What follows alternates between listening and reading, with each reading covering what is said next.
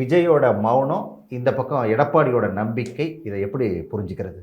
அப்போ ஏதோ நடக்குதோன்னு ஒரு சராசரி ஜனங்கள் ஒரு அப்பாவி பார்வை பார்ப்பாங்கல்ல, அன்றாட நிகழ்வுகளை உள்ளங்கையில் ஃபோனை வச்சுருப்பாங்க. ஏன்னா ஏதோ நடக்குதோ அப்படின்னு அதிமுக தொண்டர்களுக்கு அது உற்சாகத்தை தரும்.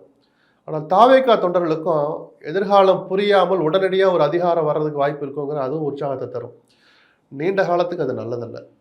நான் இது இப்போ சொல்லலை, கரூர் விஷயத்தை வச்சுட்டு அரசியலை ரொம்ப பேச வேண்டாம் நான் சொல்லிட்டு இருந்தேன். இப்போ அதெல்லாம் முடிஞ்சு ஒரு தெளிவு வந்துட்டு விசாரணை ஒரு பக்கம் நடக்க போகுது, அரசியல் தான் இனிமேல்ங்கிற போது விஜய்க்கு அது நல்லதில்லைன்னு நான் சொல்லுவேன்.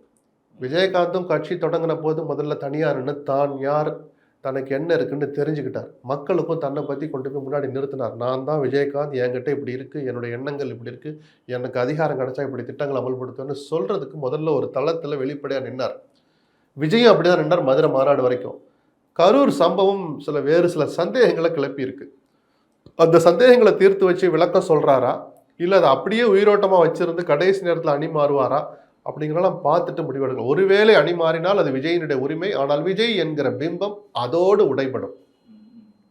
ஒரு வளர்ச்சி தட்டுப்பட்டுரும். அதிகாரத்தையே பிடிச்சா கூட அதுதான் அவருடைய உச்சபட்ச வளர்ச்சியாக இருக்க முடியும். அதுக்கு மேலே வளராது அந்த கட்சி. ஏன்னா உங்கள் மேலே ஏதோ ஒரு நம்பிக்கை வச்சு தானே, ஏதோ ஒரு எதிர்பார்ப்பு வச்சு தானே இத்தனை லட்சம் பேர் உங்களை பின்னாடி தள்ளுறாங்க.